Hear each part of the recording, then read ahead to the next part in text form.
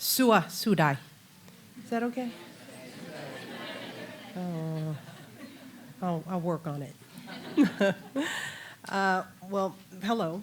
It is truly a pleasure and an honor to be here in Siem Reap with all of you. I'm grateful for the hospitality and the warmth of the Cambodian people who have made me feel welcome and at home in such a short period of time. And I'm thrilled to join all of you today as we embark on one of the very first trainings for Let Girls Learn. I want to start by thanking Carrie for that very kind introduction, but more importantly for her extraordinary leadership at the Peace Corps. So let's give Carrie a round of applause. I also want to join Carrie in recognizing our terrific ambassador to Cambodia, Ambassador Todd. We are thrilled that you're here. Thank you so much for your work, and thank you for supporting us here during this visit. And I also want to thank Danielle as well, who I hear is a superstar, for her wonderful remarks and her service in the Peace Corps. But most of all, I want to thank all of you for the outstanding work that you all are doing to educate and empower girls here in Cambodia. You all are living, breathing proof. You're the embodiment of what Let Girls Learn is all about. It's really about Peace Corps volunteers, community leaders, parents, and girls themselves working side by side to help girls go to school, more importantly, stay in school. And that's exactly what you all are doing. You're doing it every day. You're running girls' leadership camps. You're running discussion groups and sports teams, and you're growing gardens, and you're teaching girls about nutrition, and you're helping them plan for their futures. And most of all, you all are serving as role models for these girls. You're showing them what it means to be a powerful, passionate, educated woman. And for the few brave men here, you guys are also showing girls what they should expect from the men in their lives. They should be treated equally with dignity and respect. And I know from my own experience the impact you all can have with the work that you do. Because while I come here today as First Lady of the United States, it wasn't all that long ago that I was doing the same kind of work that you all are doing, although I took a winding path to get there. See, growing up, my family certainly wasn't wealthy, and neither of my parents went to college. So when I graduated from law school, I had a lot of student debt.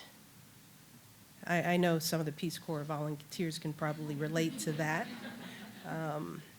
So when I landed a job at a prestigious law firm with a nice office, big paycheck, my family was thrilled. And so was I. Now I had to work hard at the job. I was grateful for the salary that they paid me, but the truth is I always felt like something was missing.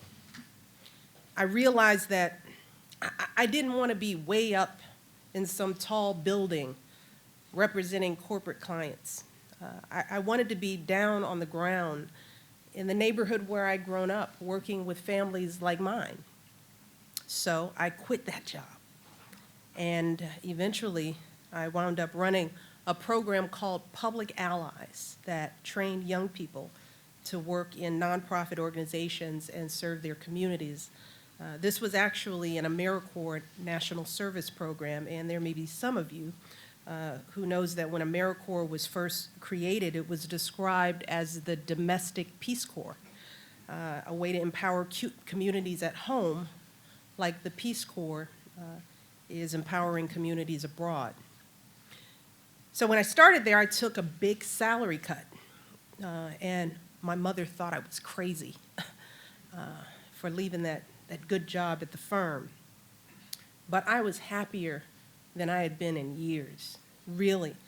I got up every day ready to go to work, excited because I knew I was making a difference. I could feel it. I could see it in the faces of the young people I work with every day. I saw their pride as they learned new skills and gained new confidence. I saw the impact they had on the people they served, the students they taught, the workers they trained, the communities they organized. And I learned from that experience that real, meaningful change in communities doesn't happen from the top down. It happens from the ground up. It happens when you build on the strengths that already exist in those communities. It happens when you empower the leaders that are already there, and then they go on to empower others. I saw these principles in action earlier today, just a short while ago, when Mrs. Bunrani and I visited a local school where a program called Room to Read is helping girls get their education. Oh, and let me tell you, we met with a group of young girls, mostly 12th grade. They were teenagers, and these girls were amazing. They were amazing. They had big dreams, big, huge dreams. And they have plans for how they're going to use their education to serve their community and to build their country. So what you all should understand is that the spirit of service that you all share, it's contagious, right? It truly is. When you inspire the people you serve, they go on to inspire other people. And when that happens, there is absolutely no limit to the impact that you can have and we can have together. The story of one Peace Corps volunteer here today is a perfect example. So, Alexa Afori, I'm going to embarrass you. Where are you? Oh, there you are. Well, for those of you who don't know, she's a health volunteer who helped run a girls' leadership camp and teaches health education at a local school. Got it right so far? Alexa was born in America, but her father grew up in Ghana, and her mother grew up in Grenada. And when her parents were kids, both of them had Peace Corps volunteers teaching in their schools. So just think about that. The two children inspired by Peace Corps volunteers grow up, get married, have this beautiful daughter, I bet you're smart too, who decides to become a volunteer herself and to inspire a new generation of young people. And Alexa did an interview with the Peace Corps before she arrived here in Cambodia, and she talked about how excited she was to meet her host family and make new friends. And she said, this is her quote. She said, "I'm really excited to share a little bit of my life with them and to have them share a lot of their life with me." And ultimately, that's really what you all are doing here with the work that you're doing. You're sharing in each other's lives. You're learning from each other. You're opening each other's minds and hearts to your hopes, dreams, and values. And that's something we often say about the Peace Corps. Peace Corps volunteers help share American values with the world.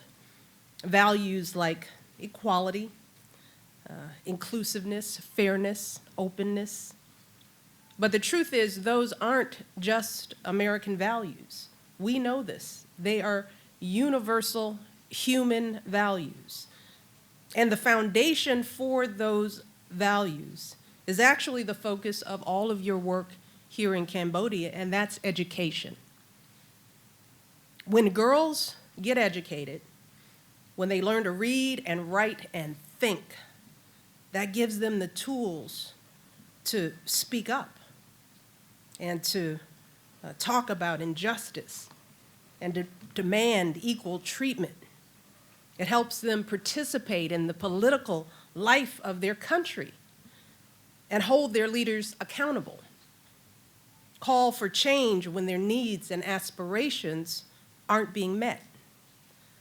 I've seen this process firsthand back home in America. You probably watched what we go through, right? It's not always easy for a government to meet the needs of all of its people, and my husband certainly gets his share of criticism and disagreement. But we wouldn't have it any other way, not in America, because the voices and opinions of our people in our country, both men and women, from every background, from every walk of life, that's what makes America strong and vibrant. And that's really my message to all the young women here today. That Let Girls Learn is about giving girls like you here, all the girls who are here, giving you a voice in your communities and in your country. That's why we are all here. That's why we're all here. We got a lot of us here. Because we know that you all have so much to say and so much to contribute. And when you have the chance to fulfill your potential, there's no limit to what you can achieve. So I'm here today to urge you to keep working. Keep working as hard as you can. And I know it's not easy. I can't guarantee you that it will ever be easy. But the work is worth it. Keep learning as much as you can. And I hope you will follow the same example of the leaders and volunteers who are in this room with you. And when you're done, reach back. Reach back and help other girls get their education. Because when you do that, you will truly become part of a network of women worldwide, using their education to lift up their families, their communities, and their country.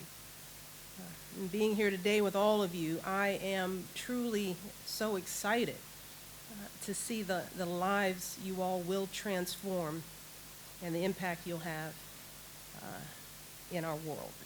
So I want to end by just simply saying thank you and making sure you all know how proud we are of you. So proud. All of you are doing the hard work of change, and you should be proud of yourselves. So keep it up. Promise? Thank you all so much.